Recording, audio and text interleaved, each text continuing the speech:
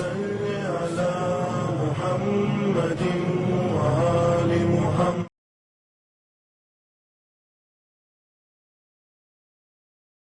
اعوذ باللہ من الشیطان الرجیم. بسم اللہ الرحمن الرحیم وبہ نستعین وہو خیر وناصر ومعین. السلام علیکم ورحمۃ اللہ وبرکاتہ. ہم تربیت اولاد کے سلسلے سے جو گفتگو کر رہے تھے بفضل پروردگار عالم الحمدللہ آج نتیجے پہ پہنچے ہیں، اور انشاءاللہ آج آخری گفتگو ہماری اور آپ کی اس حوالے سے ہوگی، جس میں ہم یہ دیکھیں گے کہ خداوند کریم نے جو ماں باپ کے اوپر 3 ذمہ داریاں رکھی تھی اولاد کی، جو پہلے حدیث بیان کی جا چکی ہے نبی کریم کی، کہ تم پر تمہاری اولاد کا 3 حق ہے. ایک یہ کہ اس کا نام بہترین رکھو، دوسرا یہ کہ اس کی تعلیم و تربیت کا بہترین انتظام کرو، اور تیسرا یہ کہ اس کے لیے بہترین ہمسر کا انتخاب کرو، اس کو اچھا سپاؤس تلاش کر کے دو. صحیح؟ تو یہ 3 چیزیں بہت زیادہ اہم تھی، جس میں ہم نے بہت ساری گفتگو کر لی کہ تعلیم کیسی ہو، تربیت کیسی ہو، گفتگو کیسی ہو، ادب کیسا ہو، تہذیب کیسی ہو، کیسی محبت اس کے اندر ڈالنی ہے، کس طرح سے اسے گناہوں سے پاک رکھنا ہے، کس طرح سے اسے دنیا سے دور رکھنا ہے، آخرت کی طرف لے جانا ہے. بہت ساری گفتگو ہم نے کر لی. ہاں، یہ حق ہے کہ تربیت اولاد پر جتنی بھی گفتگو کی جائے اتنا کم ہے، کیونکہ یہ ایک ایسا موضوع ہے کہ جس میں کہیں نہ کہیں روزانہ ایک نیا مسئلہ پیدا ہوتا ہے اور اس مسئلے پر بات کرنا ضروری ہو جاتا ہے.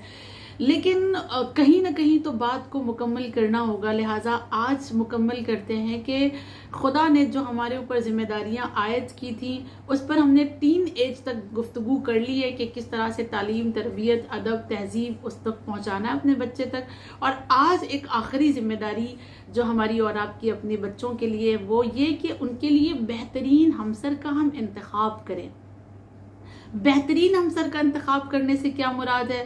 کہ بہت زیادہ خوبصورت، بہت زیادہ گورا یا گوری، کلر جس کا بہت فیئر ہو، اس کا انتخاب کریں. نہیں، بہترین ہمسر کا یعنی دیندار ہو، جو واجب اور حرام میں فرق سمجھتی ہو، جسے حلال اور حرام کا فرق معلوم ہو.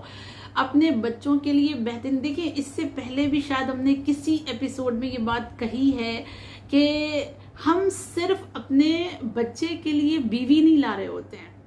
اگر اپنے لڑکے کے لیے ہم کوئی لڑکی تلاش کر رہے ہیں تو وہ صرف ہمارے بچے کی بیوی نہیں بنے گی، بلکہ وہ ایک پورے نسل کی ضامن ہے، ایک پورے نسل کی ذمہ دار ہے. ٹھیک ہے، ایک نسل اس سے وجود میں آنے والی ہے.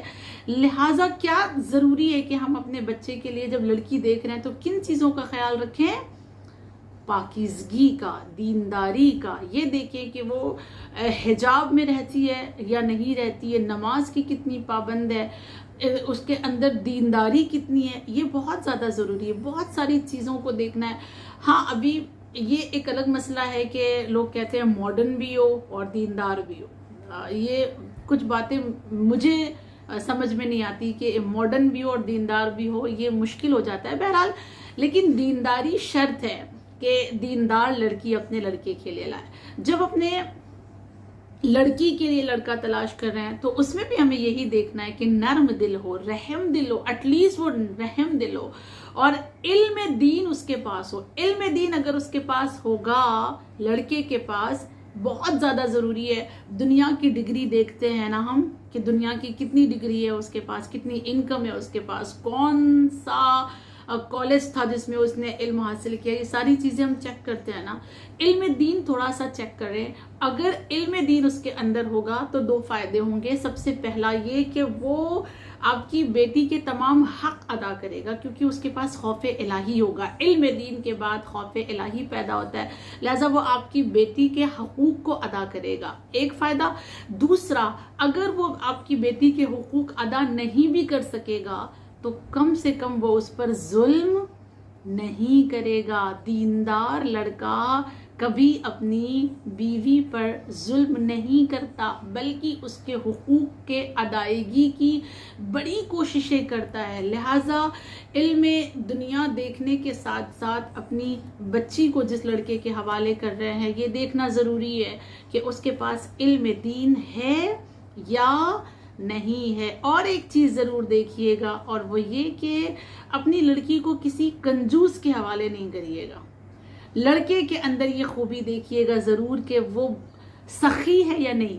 کنجوسی اللہ نے عورتوں کے اندر پسند کی ہے، مردوں کے اندر سخاوت کو پسند کیا ہے۔ ہاں، امیر المؤمنین علی بن ابی طالب علیہ السلام نے جناب زینب کبریٰ کا عقد جناب عبداللہ سے جب کیا تھا، جانتے ہیں کیا کہا تھا؟ مولا فرماتے ہیں عبداللہ معلوم ہے تمہیں کہ میں نے تمہیں اپنی بیٹی زینب کیوں دی؟ کیونکہ تمہاری سخاوت مجھے پسند آئی۔ سخی انسان کو اپنی بیٹی دیجیے تاکہ وہ اپنی سخاوت کے ذریعے سے آپ کی بیٹی کو خوش رکھ سکے۔ کنجوس انسان ہمیشہ اپنی بیوی کو ستاتا ہے، ہر ایک چیز کے لیے رلاتا ہے، لہٰذا سخاوت کا دیکھنا بہت زیادہ ضروری ہے۔ یہ ساری باتیں ایک طرف جو آپ سب جانتے ہیں، مجھے بتانے کی ضرورت نہیں ہے۔ اب ایک چیز جو آج کے ماحول میں بیان کرنا بہت زیادہ ضروری ہے، وہ یہ کہ اپنے بچوں کی شادی جو ہے نا صحیح ایج میں کریں۔ وہ ویٹ نہ کریں کہ 30 سال کا ہو جائے، 35 سال کا ہو جائے، لائف سیٹل ہو جائے، ہاں اس کے بعد شادی کریں گے۔ اللہ قرآن میں بار بار کہہ رہا ہے، نبی بار بار یہ فرما رہے ہیں، تم شادی کر کے تو دیکھو، خداوند کریم کیا کرے گا؟ غنی کر دے گا۔ اللہ کیا کرے گا؟ مالدار کر دے گا۔ اللہ کیا کرے گا؟ راستے ہموار کر دے گا۔ لیکن جن چیزوں سے راستے ہموار ہونے والے ہیں، ہم ان کو پہلے بعد میں رکھتے ہیں، پہلے اپنی لائف سیٹل کرتے ہیں۔ اور ماں باپ اپنے بچوں کو یہی سکھا رہے ہوتے ہیں کہ نہیں، پہلے لائف سیٹل کر لو، پہلے کچھ بن جاؤ، بنگلہ لے لو، گاڑی لے لو اور بینک بیلنس کر لو، اس کے بعد آرام سے شادی کرنا۔ نتیجہ کیا ہوتا ہے؟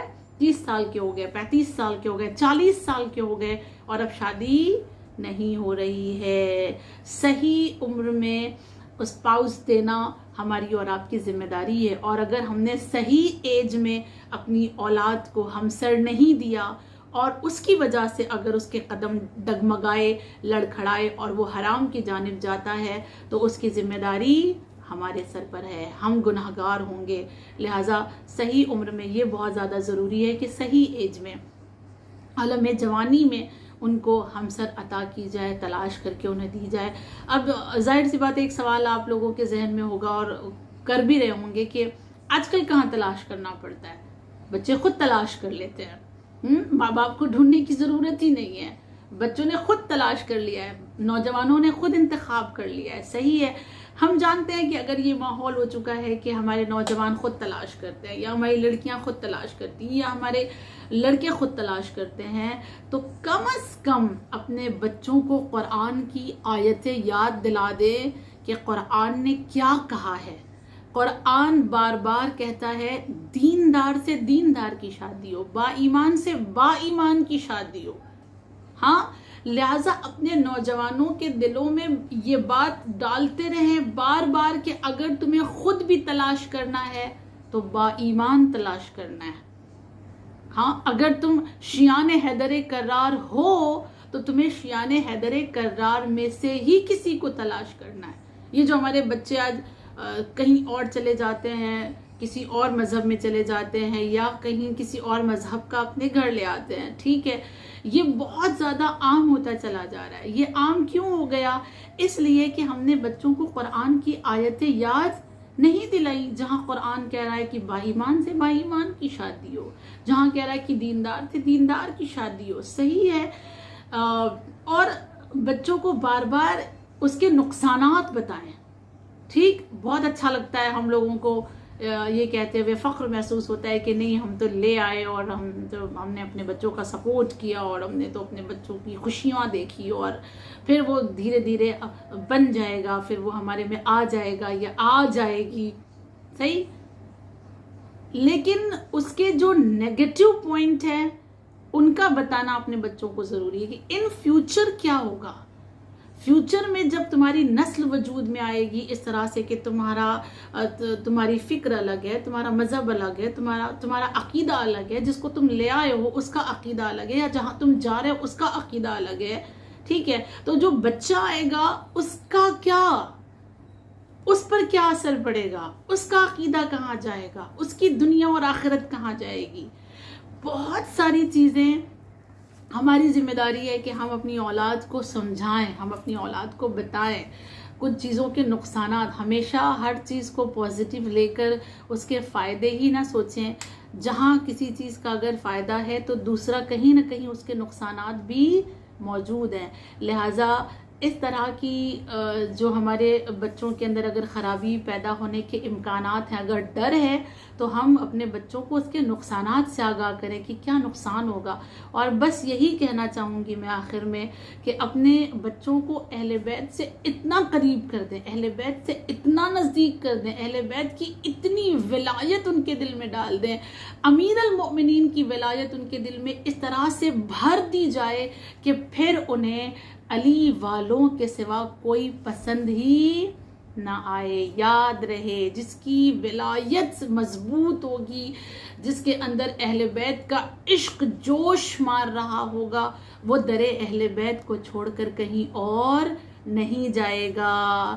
اسی لیے آخر میں آج آخری گفتگو میں آخری بات صرف پیغام کے طور پر یہ کہوں گی کہ اپنے بچوں کو عشق اہل بیت میں پروان چڑھائیں، محبت اہل بیت میں پروان چڑھائیں، علی کی ولایت میں پروان چڑھائیں، اور اتنا عشق اور اتنی محبت ان کے دلوں میں ڈال دیں کہ پھر وہ کسی اور کی جانب پلٹ کر دیکھنا بھی گوارا نہ کریں. اور انشاءاللہ اس کام میں امام زمان عجل اللہ تعالی فرجہ الشریف ہماری مدد کریں گے. آخر میں زہرا چیریٹیبل ٹرسٹ کی شکر گزار ہوں، شکریہ ادا کرتی ہوں کہ انہوں نے اتنا خوبصورت مجھے موقع دیا کہ میں آپ لوگوں کے سامنے یہ گفتگو کر سکی. اور میں نے اس سے بہت کچھ سیکھا، نہ صرف یہ کہ میں نے صرف باتیں کی آپ کے درمیان، بلکہ خود اپنی زندگی میں بہت کچھ اس سے تبدیلی میں نے دیکھی اور بہت کچھ نیا سیکھنے کو مجھے بھی ملا.